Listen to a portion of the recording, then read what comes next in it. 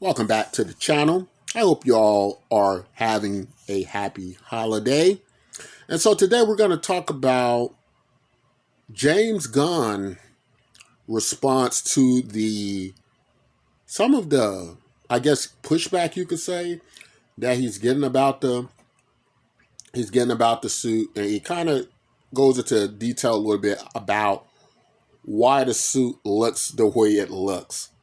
Now, I can imagine that when you're part of a huge production like this where a lot is riding on it, that you're going to be eager to hear some of that feedback, how the audience is responding, especially when opening weekend comes out, right? You want to.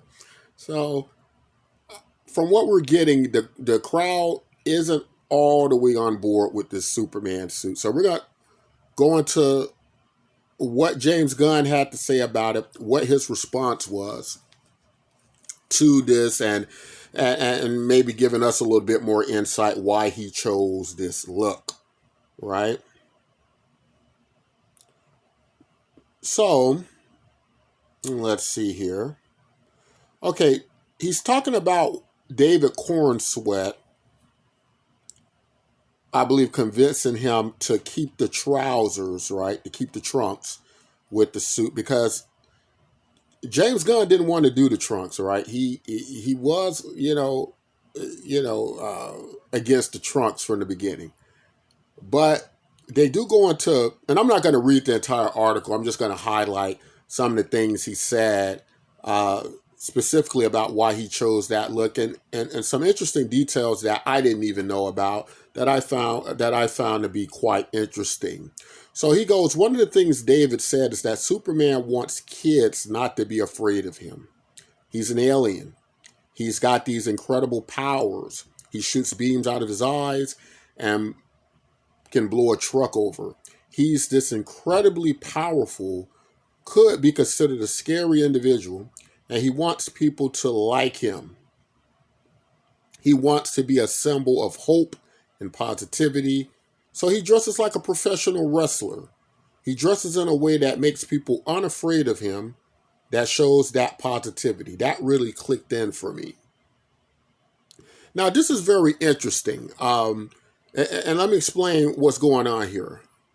So if we go back to the early creators of Superman, Jerry Schuster, right, and Jerry Siegel, uh, a lot of the inspiration of the costume of that time, just like we're talking about 1920s, 1930s, were professional wrestlers, right? Professional wrestlers, and what do they have? They have those wrestling trunks. And that's interesting enough because I always wonder why these superheroes always wore those trunks over their suit. So that is the origins of that, right? Professional wrestlers, right? You know, you have your good wrestlers you can root for. You had your bad wrestlers you can root for, and I guess wrestling you can say goes all the way back to the Greco-Roman times, right? Or I'm sure it goes back further than that. So I found that interesting that this is their concept of what was heroic, what heroes would wear, right? These wrestlers, and so Corn Sweat convinced James Gunn to keep the trunks in. Now, uh, I'm assuming that these trunks are a big no-no for many of the Superman fans of today, especially the Zack Snyder fan base, who believe the Henry Cavill suit was like the epitome, right? And I like that suit as well. And some of the things I liked about the Henry Cavill suit was that it kind of had this kind of chainmail looking material running through it. To me, it did look more alien, right? It had a kind of alien appeal to it. And I think that's kind of important when you're considering utility of a suit.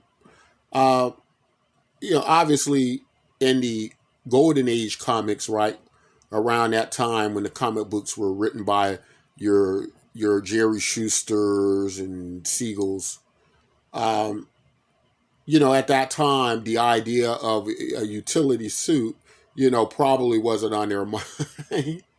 And so we started to get the spandex and things like that, right?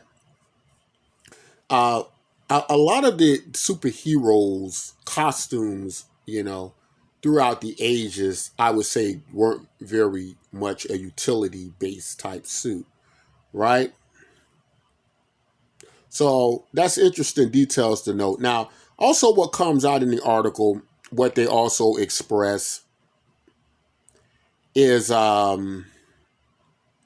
that James Gunn says he doesn't want fake muscles, right?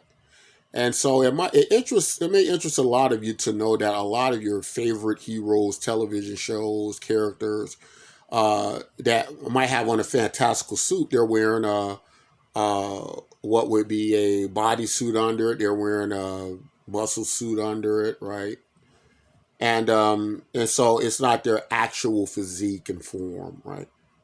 Now, the earlier Superman films, like the Christopher Reeves films, the Brandon Roths films, I'm pretty sure that they were, it was all them, right? There's no padding. These guys put themselves through intense workouts.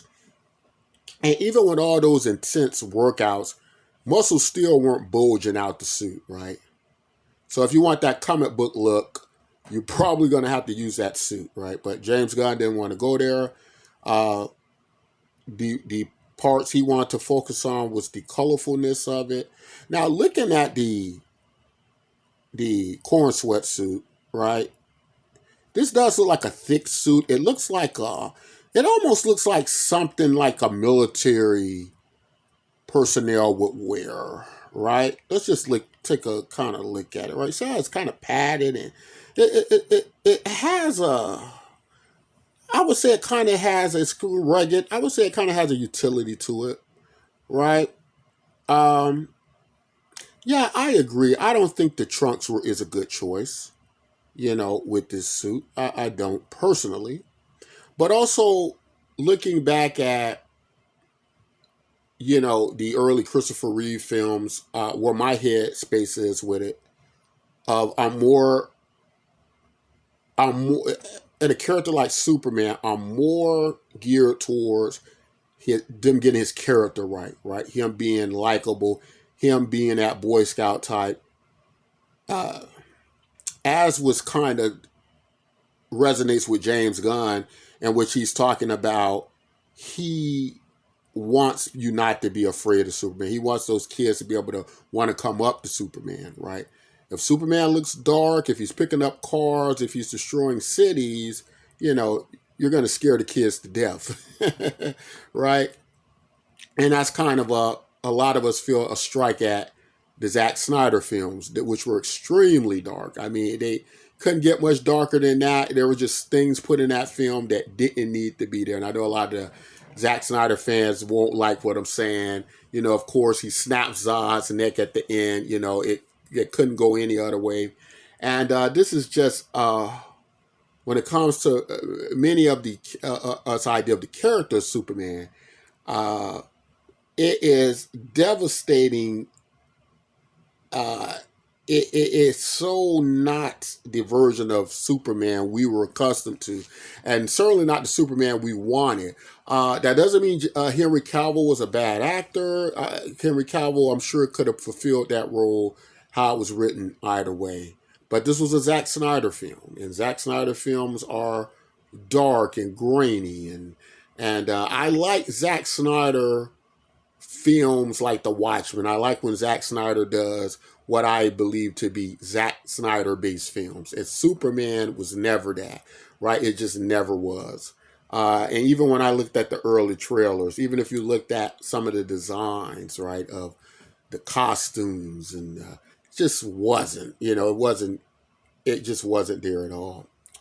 Um, and so some really like that Superman suit from the Zack Snyder films, and it is aesthetically pleasing, but it is the suit of a badass, right? Let's keep it 100.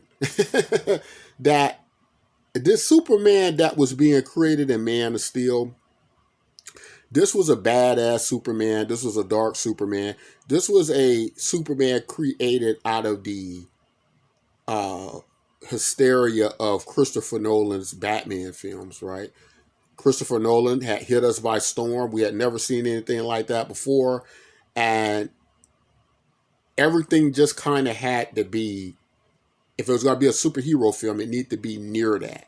Now, you look at this trailer with James Gunn, it is like night and day, right? This is like a whole different, not only a whole different universe, just a whole different